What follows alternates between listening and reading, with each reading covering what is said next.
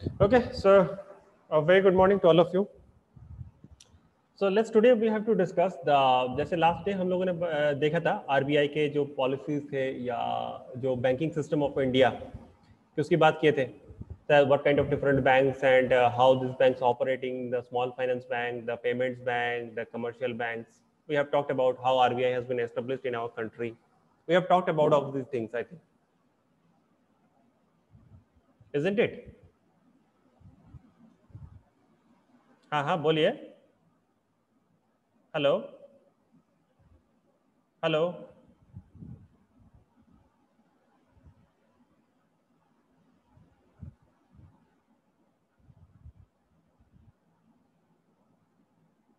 Hello.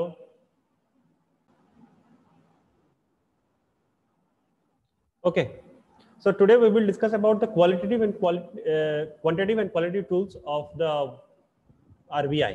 ठीक है.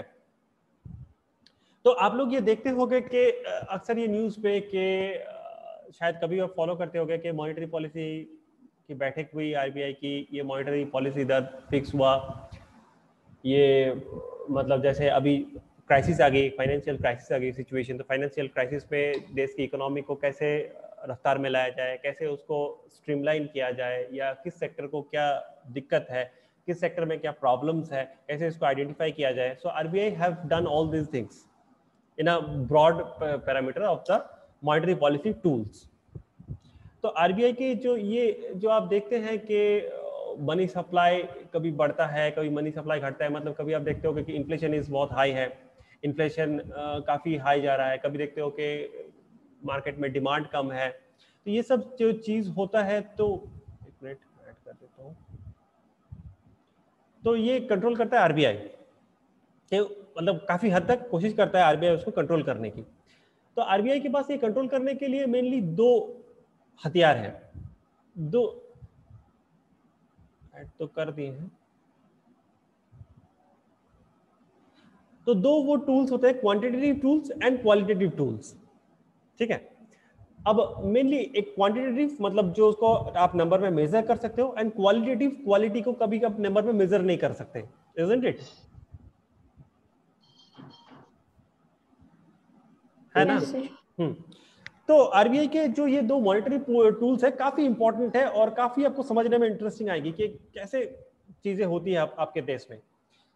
सो points to discuss today कि monetary policy tools, that is the quantitative and qualitative tools.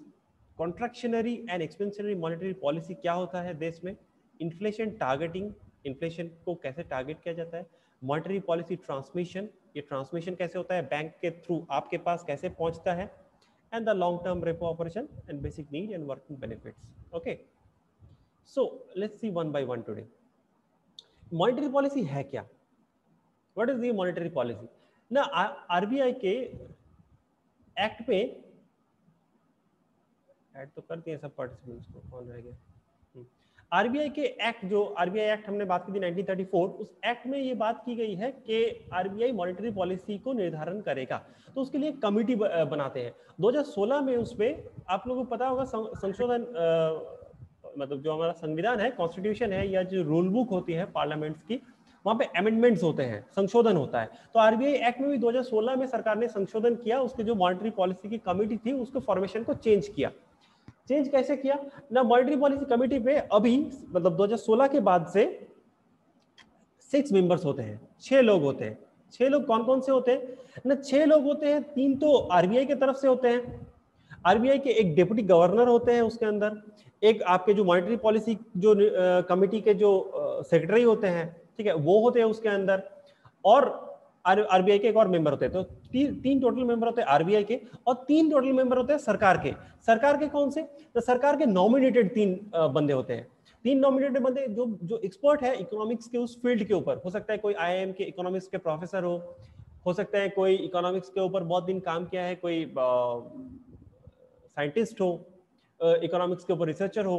सो ऐसे 3 members के body बनाए जाते हैं, और 6 मेंबर. और उसको चेयर कौन करते हैं? जो आरबीआई के गवर्नर होते हैं, जो अभी के लिए कौन है ना, हमारे शक्तिकांता दास जी हैं. ठीक है, आरबीआई के जो गवर्नर है. अब मान लेते हैं कि कोई भी मॉनेटरी पॉलिसी में कोई डिसीजन होता है तो वहां पे वोटिंग होगी. वोटिंग होगी। अब वोटिंग में मान लो कि 3 लोग फेवर में डाल रहे हैं और 3 लोग वोटिंग ऑपोजिट में डाल रहे हैं, तो उसमें क्या होगा, तो टाई हो जाएगी। तो टाई में मतलब सॉल्यूशन कैसे निकलेगा, फैसला कैसे निकलेगा? तो उस टाइम जो आरबीआई के गवर्नर है उनके पास कास्टिंग वोट होती है और आरबीआई के गवर्नर का वोट जो वोट देते हैं वही मतलब फाइनल मानी जाती है अगर इन केस ऑफ टाई हो जाता है कोई भी चीज के ऊपर, ठीक है। तो टोटल 6 मेंबर्स की ये बॉडी होती है, 3 होते हैं सरकार के चुने हुए बंदे या सरकार के appointed persons and 3 are from the RBI. So monetary policy refers to the policy of the central bank. RBI को हमारे देश में सेंट्रल बैंक बोला जाता है कि हर एक देश का एक सेंट्रल बैंक होता है जो रेगुलेट करती है फाइनेंस को। With regard to the use of monetary instruments under its control to achieve the goals specified in the act, जो आरबीआई के गोल्स है जो एक्ट में कहा गया है, जैसे मॉनेटरी पॉलिसी को निर्धारण करना, जैसे इन्फ्लेशन को काबू में रखना, ये सब चीजें। The primary objective of monetary policy is to maintain price stability while keeping in mind the objective of growth. एक तो प्राइस स्टेबिलिटी को मेंटेन करना मतलब इन्फ्लेशन को मेंटेन करना and the objective of growth. ऐसा नहीं है कि इन्फ्लेशन को आप मॉनिटर करने मतलब पूरा ध्यान आप इन्फ्लेशन पे रखो, प्राइस कंट्रोल प्राइस स्टेबिलिटी पे रखो, उस पर ग्रोथ ना हो पाए। तो ग्रोथ भी उतना ही जरूरी है और प्राइसेस का स्टेबिलिटी रखना भी, ये दोनों की चीज में कोऑर्डिनेशन रख के ही मॉनेटरी पॉलिसी काम करती है। So price stability is necessary precondition to sustainable growth. The Reserve Bank of India is vested with responsibility of conducting monetary policy. So जैसे हमने कहा कि monetary policy committee होती है जो RBI के अंदर काम करती है. There are several direct and indirect instruments that are used for implementing monetary policy. To meet the objective of monetary policy, RBI applies quantitative and qualitative controls measures from time to time.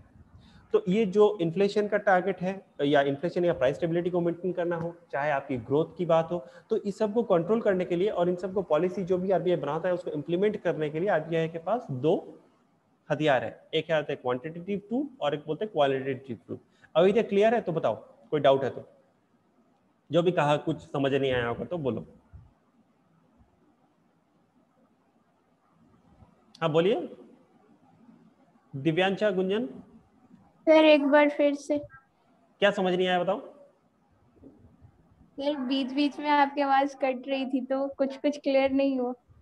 अच्छा, आवाज cut रही है क्या सबको? Yes sir. Yes sir. तो मैं क्या कर सकता हूँ?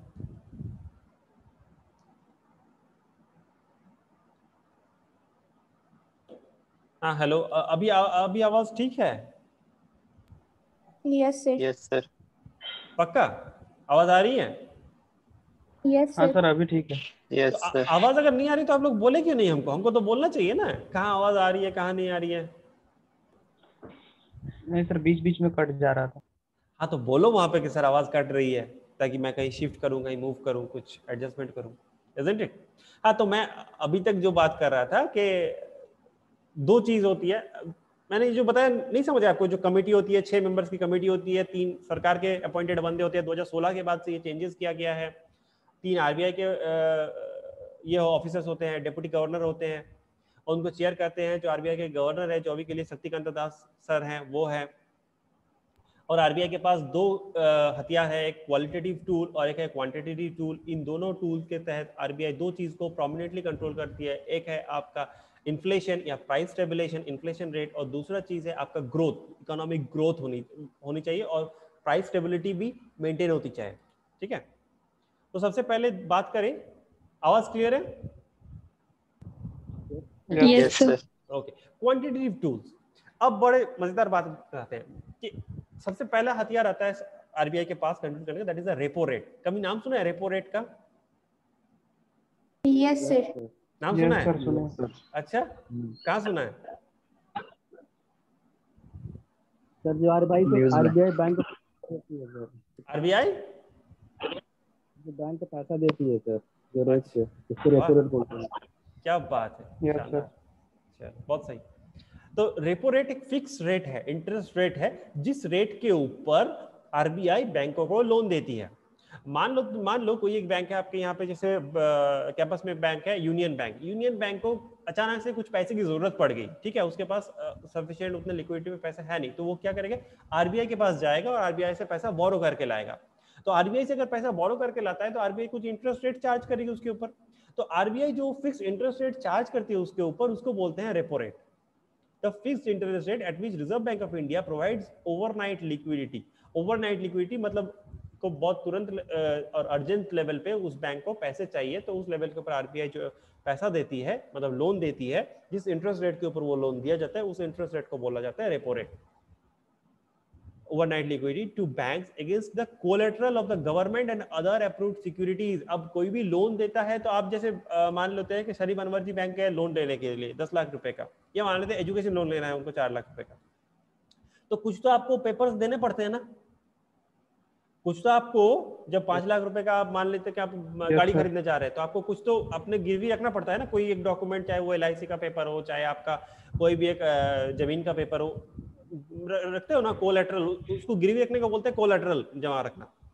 तो ऐसे बैंकों को भी कोई कोलेटरल जमा रखना पड़ता है। कौन सा कोलेटरल? ना कोई गवर्नमेंट सिक्योरिटीज। गवर्नमेंट सिक्योरिटीज जैसे लास्ट क्लास में मैं बताया था कि जब गवर्नमेंट को पैसे की जरूरत होती है तो क्या कहते हैं, गवर्नमेंट एक ट्रेजरी बिल्स या सिक्योरिटीज को इशू करता है, ठीक है। मतलब एक कागज के टुकड़ा पे गवर्नमेंट लिख देता है कि ये जो कागज का टुकड़ा है इसका मतलब ये 100 रुपए में मैं आपको आज दे रहा हूँ, मतलब मैं आपको ये पेपर दे रहा हूँ, उसका मतलब आप हमको 100 रुपए दे रहे हो, इसी पेपर को मैं आपको 1 साल बाद या 90 दिन बाद आपसे आके खरीद लूंगा और इतने रुपए में, मान लो कि 100 रुपए में सरकार ने बेची वो ट्रेजरी बिल या कोई भी गवर्नमेंट सिक्योरिटी बिल, और 6 महीने बाद आके सरकार उसको 110 रुपए में खरीद ले, तो कोई भी तो रखना चाहिए, क्योंकि 10 रुपए का गेन हो रहा है, मतलब 10% इंटरेस्ट रेट दे रहा है, तो सरकार ऐसे बोरो करता है, सरकार ऐसे सिक्योरिटीज इशू करता है, इसको बोलते हैं गवर्नमेंट सिक्योरिटीज या ट्रेजरी बिल्स।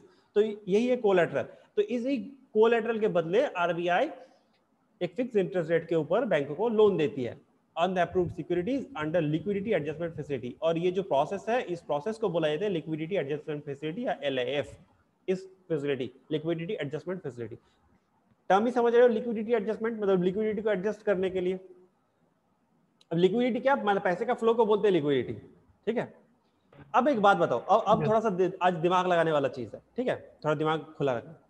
कि the higher the repo rate the more costlier the funds for banks and hence higher will be the rate of interest, higher will be the rate that banks pass on to the customers.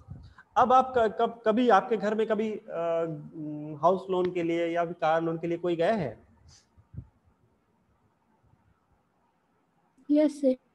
कौन बताया? ये सब दिव्यांश जी ना, और बाकी ये लोग कोई नहीं बोलते, डॉली कुमार और बाकी लोग ये सब भी रिस्पॉन्ड किया कीजिए, 16 लोग हैं, बाकी लोग रिस्पॉन्ड नहीं करते, अमन कुमार, कृष्णा वास्के, ठीक है। तो जैसे आप लोन लेने जाते हैं तो क्या होता है, बैंक आपसे कुछ इंटरेस्ट रेट चार्ज करती है, और देखना कि इंटरेस्ट रेट वेरी करते हैं, कभी 7%, कभी 7.5%, कभी 8%, 6.5%, ऐसे वेरी करते हैं ना टाइम टू टाइम। मतलब अगर अभी मान लो कि आज हाउस लोन 8% है, ठीक है, हो सकता है कि अगला साल 9% हो जाए, या अगला साल जाके 6.5% हो जाए, ऐसे चेंज होती रहते हैं ना, या 0.25% घट गया, 1% बढ़ गया, ऐसे होते रहते हैं। ये फ्लक्चुएशन क्यों आती रहती है? मान लेते हैं कि जो रेपो रेट बैंक जो आरबीआई से लोन लेके आया, मान लेते हैं कि 4% इंटरेस्ट रेट पे लेके आया, या 5% इंटरेस्ट रेट पे लेके आया, या 6% इंटरेस्ट रेट पे लेके आया।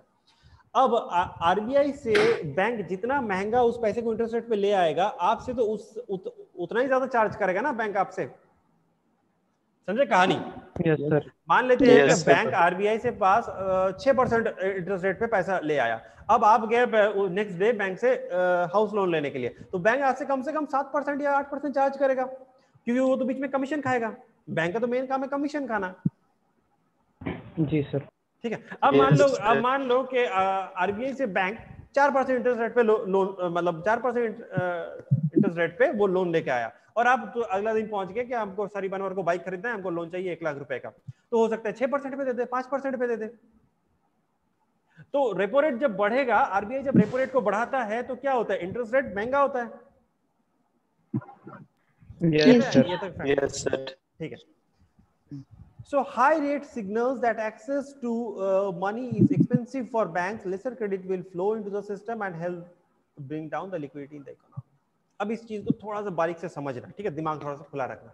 क्या है कि अब आरबीआई को अगर कभी लगे कि मार्केट में या लोगों के पास बहुत ज्यादा पैसा है, अब मैं एक बार पिछले दिन बात किया था जब आप लोगों ने कहा था कि ऐसे आरबीआई नोट्स क्यों नहीं छाप देता, गरीबी दूर हो जाएगी देश की, सबको पैसा बांट के दे देना चाहिए। तो हमने क्या कहा था, अगर लोग हाथ में इतने पैसे आएंगे तो क्या होगा कि जैसे हमने किसके बात किया था, चिकन चिली के बात किया था ना, कि चिकन चिली के दाम है 200 रुपए, वो बढ़ के हो जाएंगे 2000 रुपए, इन्फ्लेशन 1000% बढ़ जाएगी। Yes sir. याद है? Yes sir. तो वैसे ही सोच के देखो, कि अगर रेपो रेट कम होगा, आरबीआई अगर रेपो रेट लोअर रखेगी तो क्या करेगा? बैंक आपको सस्ते ब्याज दर पे ब्याज देगी, है ना? अब अगर सरकार आपको सस्ते दर पे लोन दे रहा है, मान लो कि कृष्णा भास्कर को बाइक खरीदना था या गाड़ी खरीदनी थी, ठीक है? अभी देखा कि उसको गाड़ी खरीदने का प्लान काफी देर से चल रहा है, अभी देखा कि भाई बैंक ने तो, यूनियन बैंक ने तो इंटरेस्ट रेट काफी कम कर दिया है, तो अभी जाके खरीद लेता हूँ गाड़ी, होगा? मतलब और भी लोग जिसको घर बनाना है, देखेगा इंटरेस्ट रेट कम है, तो चलो अभी घर बनाने सोच ही रहे थे, तो चलो अभी कम इंटरेस्ट रेट है तो हाउसिंग लोन लेके घर बनाते हैं। Yes. तो क्या हुआ?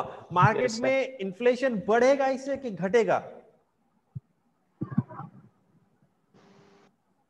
अब मान लो कि दिव्यांशा जी कॉन्ट्रैक्टर है, ठीक है? दिव्यांशा जी के पास 100 लेबर है और कॉन्ट्रैक्टर है, और कृष्णा भास्कर और सरी बनवर्धन दोनों ने देखा कि हाउसिंग लोन बहुत कम हो गया है, तो दोनों पहुंच गए बैंक के पास, दोनों ने लोन उठा लिया और चले गए दिव्यांशा जी के पास कि चलो हमारा घर बना दो। दिव्यांशा जी बोले मैं तो अभी एक ही का घर बना सकता हूँ, कि मेरे पास उतने वर्कर नहीं है, इंस्ट्रूमेंट नहीं है। तो ये बोले कि मैं आपको जो भी चार्ज है, आपको 1 लाख रुपए, मैं 2 लाख रुपए दूंगा। कृष्णा भास्कर बोले मैं आपको 2.5 लाख रुपए दूंगा।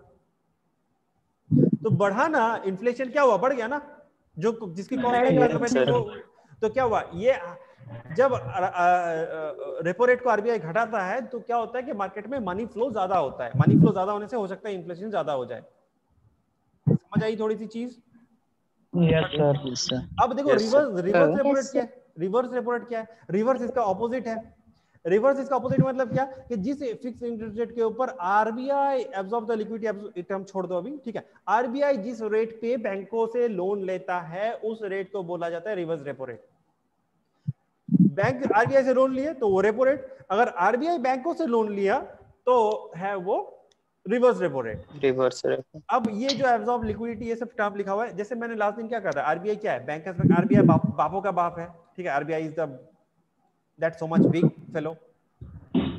तो आरबीआई को लोन लेने की जरूरत पड़ती है क्या बैंकों से? छोटे मोटे union bank, yes bank, axis bank से लोन लेने की जरूरत पड़ती है क्या आरबीआई को? वही तो सर, नहीं पढ़ना चाहिए। नहीं समझ आया? नहीं पढ़ना चाहिए सर लोन।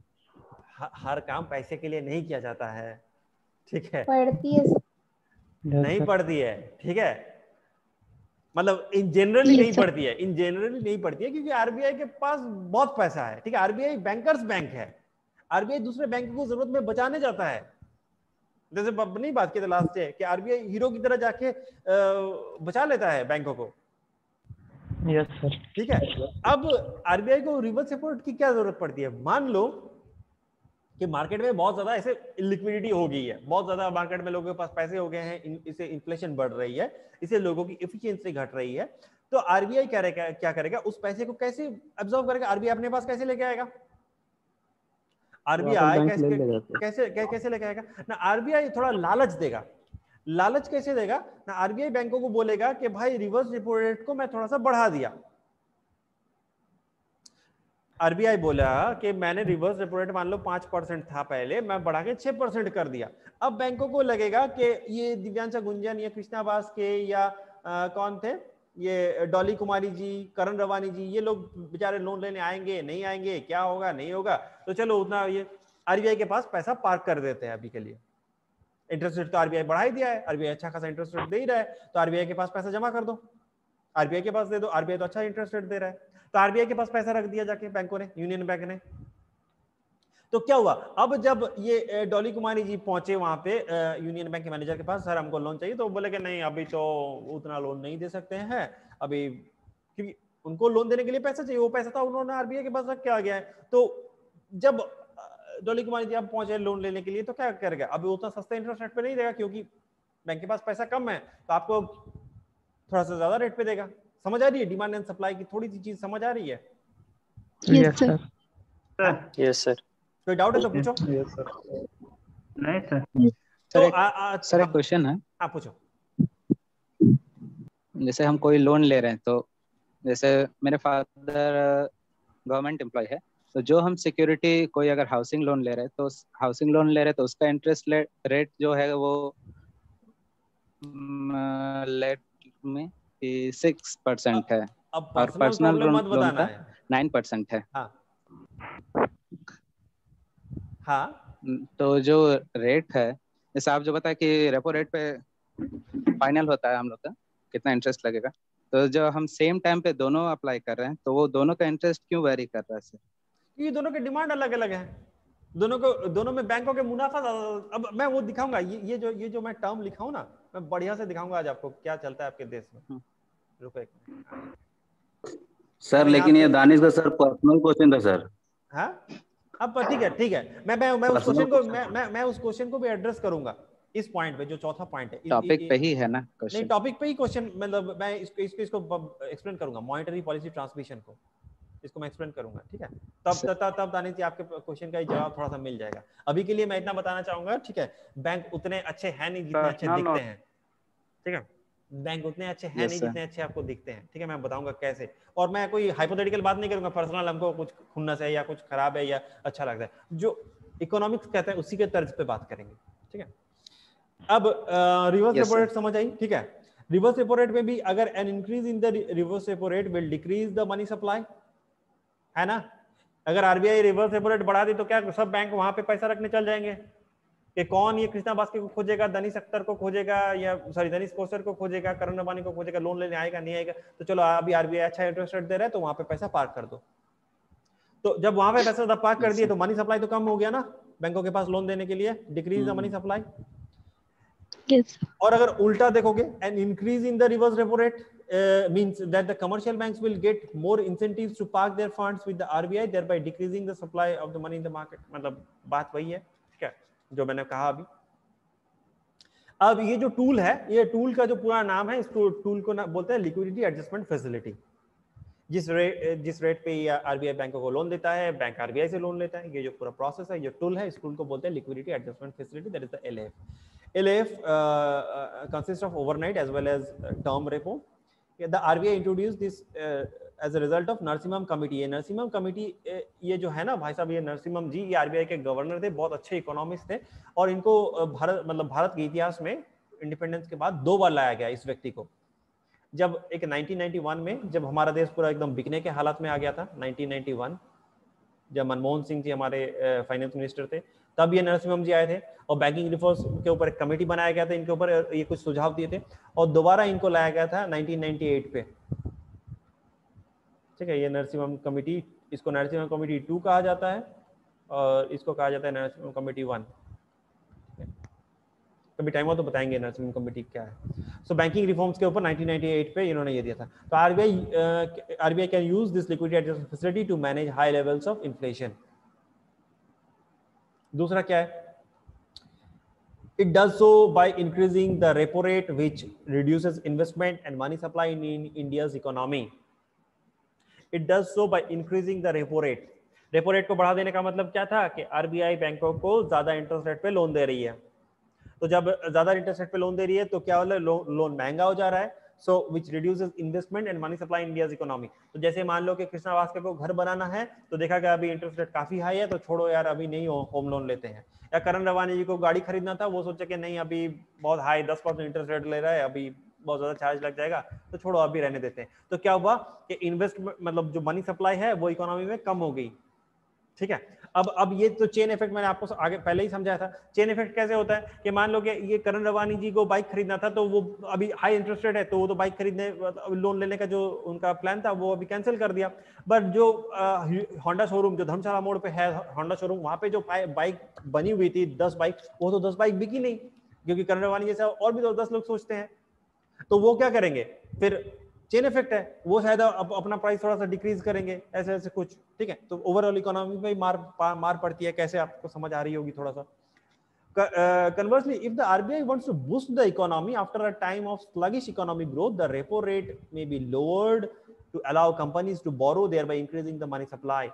अच्छा, अभी आप बताओ, अभी 2021 का कौन सा महीना चल रहा है? जून चल रहा है ना, अभी जून का 2 तारीख है।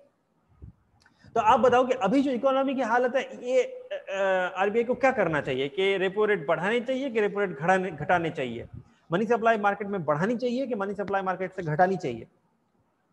देखते हैं आपकी समझ कितनी डेवलप हो रही है। बढ़ानी चाहिए सर। बढ़ा देनी चाहिए सर। रेपो रेट वगैरह बढ़ा देनी चाहिए। Repo rate reverse repo rate, ये जो चीज घटाना चाहिए, लिक्विडिटी बढ़ानी चाहिए सर। अच्छा, कौन बोला ये? कौन है economist? Inflation. who has told this? Who has said this? Danish. Danish Kausar. बहुत अच्छा, बहुत सही, दानिश है। बहुत सही। क्योंकि अभी इकोनॉमी की सर मार्केट तब तक ट्रांजैक्शन बढ़ेगा नहीं, तब तक जीडीपी कैसे बढ़ेगा सर? एग्जैक्टली। और अभी क्या है, अभी स्लगिश इकोनॉमी है, अभी दुकान सब बंद है, डिमांड कम है, लोग घर से कम बाहर निकल रहे हैं, तो चीजों की वस्तु की डिमांड कम है, ठीक है। अब डिमांड जब कम है और आरबीआई अगर इंटरेस्ट रेट को और महंगा कर देगी अभी, तो और कोई नहीं जाएगा, मतलब दोहरी मार पड़ जाएगी, ठीक है। तीसरा आते हैं bank rate. What is bank rate? Bank rate हालांकि आजकल उतने ज्यादा यूज नहीं होता है, बहुत पुराना टूल है, बट है अभी भी। क्या है कि it is the rate at which the Reserve Bank is ready to buy or rediscount bill of exchange or other commercial papers. मतलब एक तरह से बैंक रेट का अगर हम बोले आज के दिन में पेनल्टी रेट लग गया है कि कोई भी बैंक अगर कुछ एक गलत करता है, तो कोई है ना, क्लास खत्म होने जा रही है, ठीक है, खत्म होने जा रही है, तो थोड़ा सा जुड़ जाना, मतलब 10 मिनट है अभी भी, ठीक है। Yes sir. हाँ, तो बैंक रेट ये है कि एक तरह से पेनल्टी रेट है, और ये rediscount of bill of exchange है, थोड़ा कॉम्प्लिकेट, मतलब टेक्निकल टर्म है, मैं फिर थोड़ा सा आपको समझा देता हूँ, ठीक है। बिल ऑफ एक्सचेंज का क्या ये है, मान लेते दानिश कौशर है, करण रवानी जी और प्रवीण कुमार जी है, ठीक है, ये 3 लोग हैं यहाँ पे।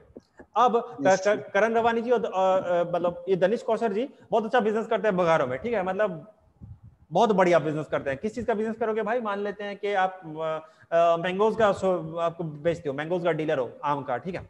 अब करण रवानी जी देखे दानिश कौशर को, थोड़ा सा उनको लगा अरे दानिश तो बहुत बढ़िया कमा रहा है, ठीक है, मतलब बड़े नोट वोट छाप रहा है, ठीक है, तो उनको भी थोड़ा ये हुआ, तो उनको बोला कि मेरे पास भी तो पैसा वैसा है, ठीक है, तो मैं एक काम करता हूँ, मैं मैंगो से मैंगो को जूस बनाने का फैक्ट्री डाल देता हूँ, ठीक है। करण रवानी जी सोचे।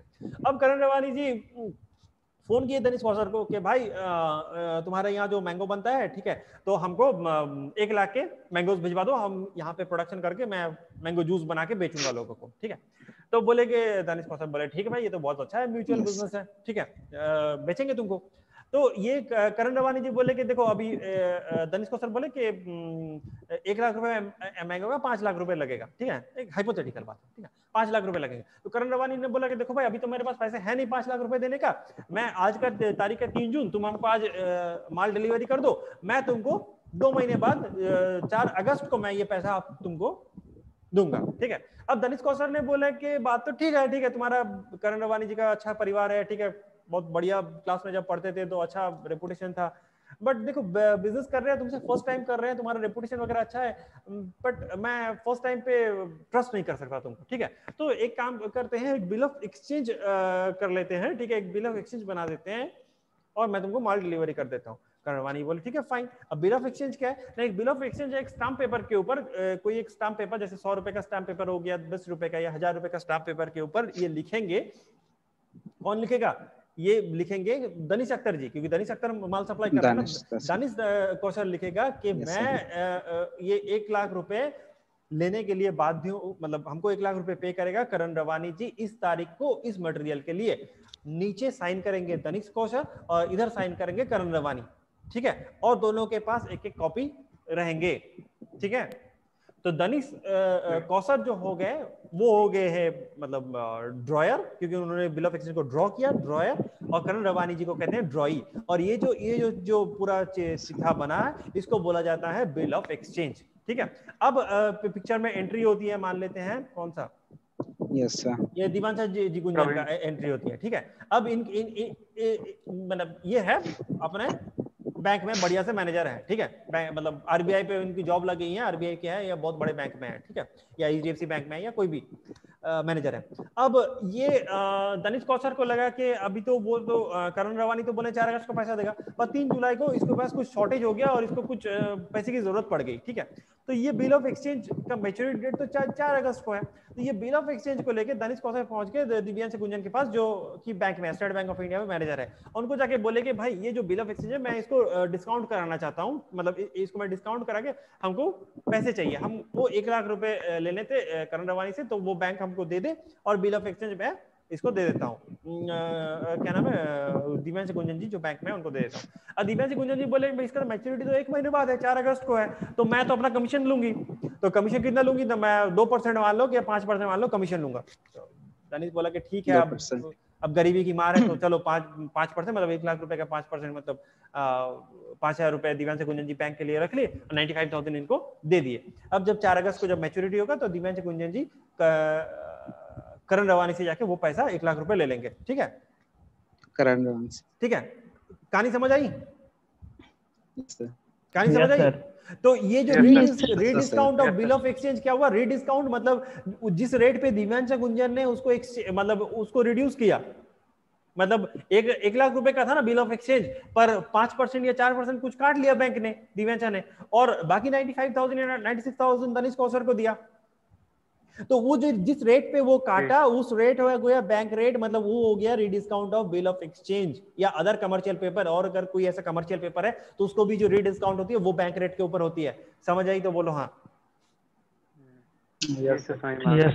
Yes, sir. समझ आया? ये होता है बिल ऑफ एक्सचेंज। ठीक है, थोड़ा थोड़ा टेक्निकल है, आप लोग हमको बहुत डीप में ले जा रहे हो, इतना डीप में जरूरत था नहीं। This rate has been aligned to the MSF rate. ठीक है, एमएसएफ होता है मार्जिनल स्टैंडिंग फैसिलिटी। ठीक है, changes automatically as and when MSF rate changes alongside the policy repo rate change। अब ये जो निर्धारण करेंगी ये बैंक रेट, मतलब जिस रेट डिस्काउंट किया जो बिल ऑफ एक्सचेंज हो 5%, 4%, 3%, कुछ तो होगा ना। दिव्यांश जी मन मर्जी बोलेंगे नहीं मैं तो भाई मजबूरी का फायदा उठाऊंगा 10% काट लूंगा, ऐसा नहीं ना होता है। अब बैंक है तो वो जो मेंटेन करेंगे वो the rate has been aligned to the MSF rate. ठीक है, जो मार्जिनल स्टैंडिंग फैसिलिटी रेट जो आरबीआई ने निर्धारण करके रखा है उस रेट के ऊपर होगा। ठीक है, तो when RBI raises the bank rate, it increases the borrowing cost. ठीक है, borrowing cost and thereby discouraging borrowing।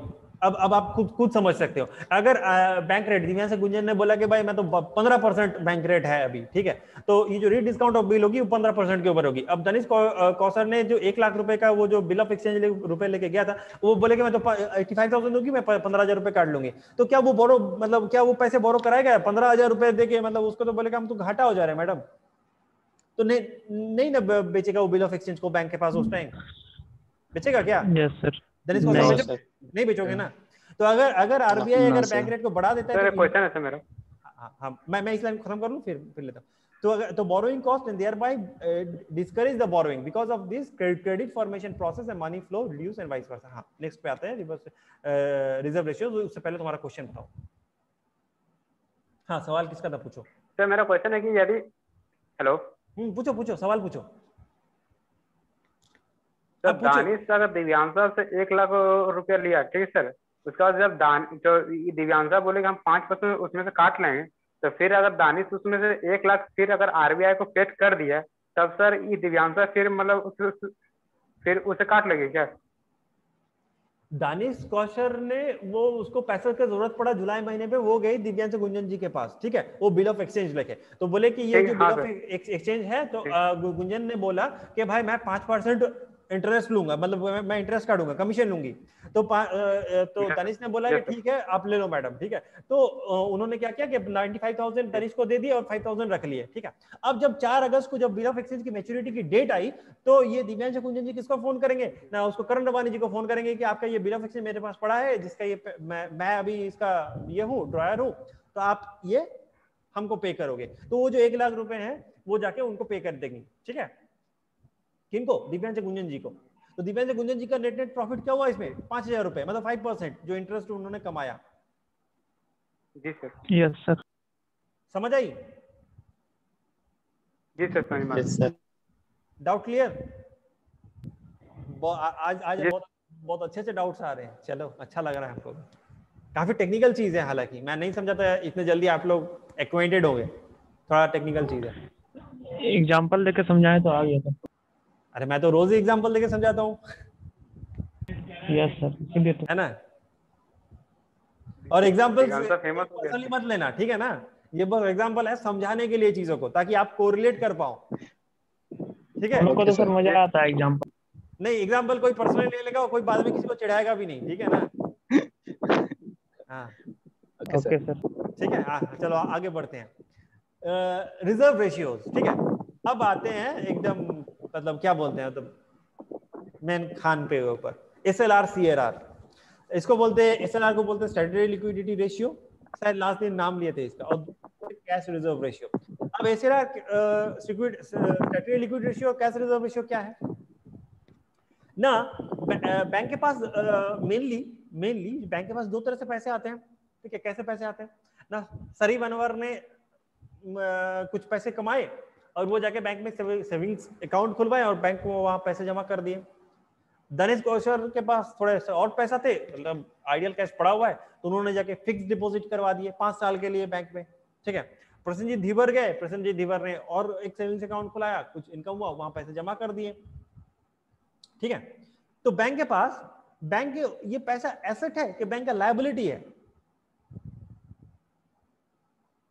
हाँ, शायद ये 1 मिनट रह गया, खत्म हो जाएगा, ठीक है ये क्लास 1 मिनट बाद, तो आप लोग रिज्वाइन कर जाना, ठीक है, उसी लिंक के ऊपर मैं यही खोल के रखा हूं, ठीक है। हेलो,